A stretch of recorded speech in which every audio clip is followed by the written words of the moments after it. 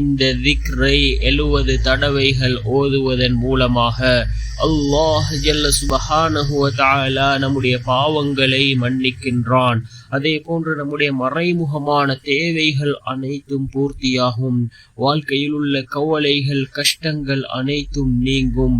அப்படிப்பட்ட மிகச் சிறந்த ஒரு திக்ரை தான் நாம் இன்றைய வீடியோவில் பார்க்க இருக்கின்றோம்.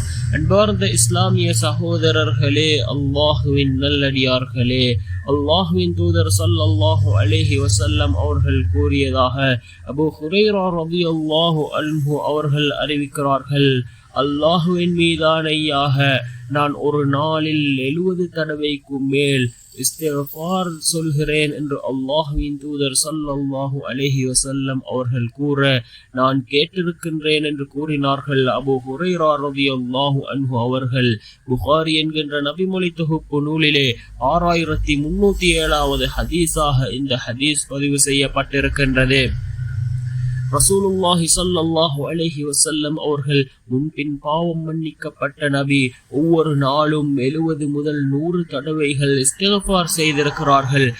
தினம் பாவம் செய்யக்கூடிய நாம் எந்த அளவுக்கு அதிகமாக இஸ்திக்ஃபார்களை செய்ய வேண்டி இருக்கின்றது. அஸ்தக்ஃபிருல்லாஹ வ அதூபு இலைஹி, அஸ்தக்ஃபிருல்லாஹ வ அதூபு இலைஹி, நான் அல்லாஹ்விடம் பாவ மன்னிப்பு கோரி அவன் பக்கமே திரும்புகிறேன் என்று பொருள்படக்கூடிய இந்த இஸ்திக்ஃபாரை ரசூலுல்லாஹி ஸல்லல்லாஹு அலைஹி வஸல்லம் அவர்கள் 70 தடவைகள் அவர்கள் ஓதி இருக்கிறார்கள். இந்த இஸ்திக்ஃபாரை ஓதுவதன் மூலமாக அல்லாஹ் நம்முடைய வாழ்க்கையில் உள்ள கவலைகள் கஷ்டங்கள் அனைத்தையும் நீக்குகின்றான். அதே போன்று நம்முடைய மறைமுகமான தேவைகளை அல்லாஹ் இஸ்திக்ஃபாரின் மூலமாக பூர்த்தி செய்து தருகின்றான். அன்பார்ந்தவர்களே, அல்லாஹ்